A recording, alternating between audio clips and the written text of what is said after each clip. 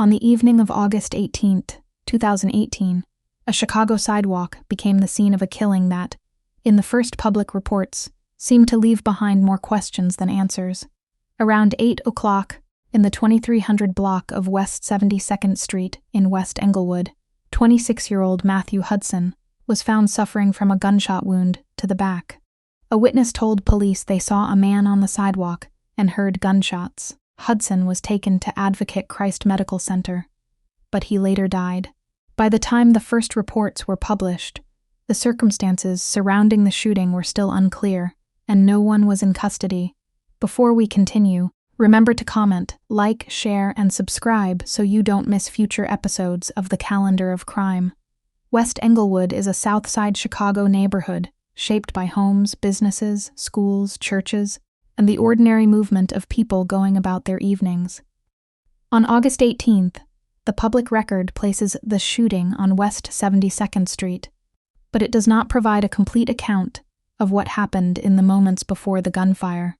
There is no confirmed public explanation in the reports reviewed for why Hudson was there, whether he knew the shooter, or what led to the attack. The initial timeline is brief. At approximately 8 p.m., a witness reported hearing shots.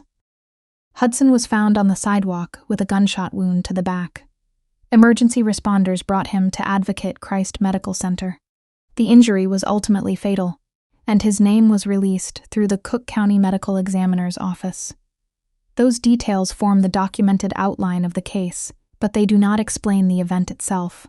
A timeline can tell us when and where a person was found. It cannot, by itself, tell us who was responsible or why. That distinction matters in a case like this. True crime storytelling can be tempted to fill silence with certainty, but an unanswered question is not evidence. The reports available at the time did not identify a suspect, did not announce an arrest, and did not establish a motive. They also did not publicly describe a weapon, a vehicle, or a confirmed relationship between Hudson and the person who fired the shots. For that reason, this episode stays with what was reported and clearly separates fact from what remains unknown. The witness account gives investigators one important starting point. Someone heard gunfire and saw Hudson on the sidewalk.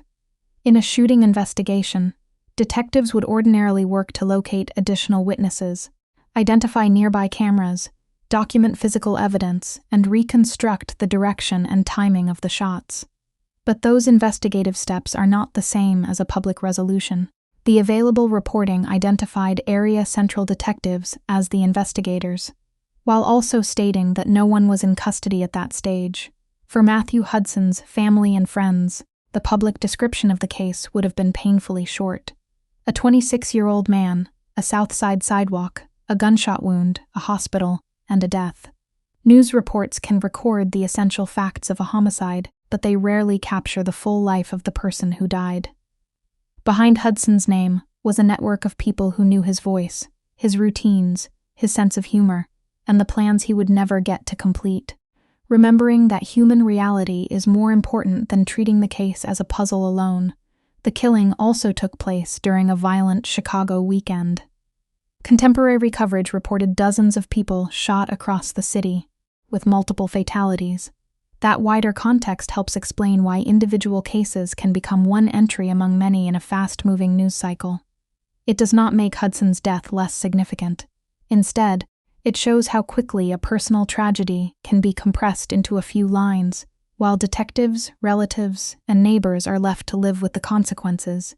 The central question is simple: who shot Matthew Hudson, and what happened immediately before the gunfire?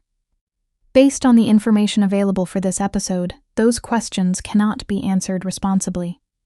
There is no verified motive to present, no confirmed suspect to name, and no fair basis for accusing anyone. The absence of a public answer is not proof that investigators stopped working.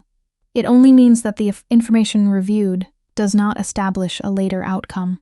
What can be said with confidence is that Matthew Hudson died after being shot on August 18, 2018. In the 2300 block of West 72nd Street, his death was recorded among Chicago's 2018 homicide victims, a year in which the city's total homicide count remained high. But statistics are not a substitute for a name.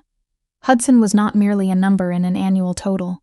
He was a 26-year-old whose life ended in a public place, during an ordinary evening that became irreversible in Seskins. Cases with limited public detail demand restraint. The responsible approach is not to invent a backstory, repeat rumors, or turn an unidentified shooter into a fictional character. It is to preserve the known timeline, acknowledge the gaps, and keep Matthew Hudson's name connected to the fact that a life was lost. If new verified information ever becomes public, it should be evaluated carefully rather than assumed from fragments. The story of Matthew Hudson's final evening remains short in the public record, but its unanswered questions are significant. On a Chicago sidewalk, a witness heard gunshots.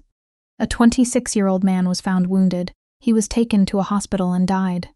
Detectives investigated, and at the time of the reporting reviewed here, no one had been taken into custody. Everything beyond that must be treated with caution. Thanks for watching. Please comment, share, like and subscribe for future episodes from the Calendar of Crime.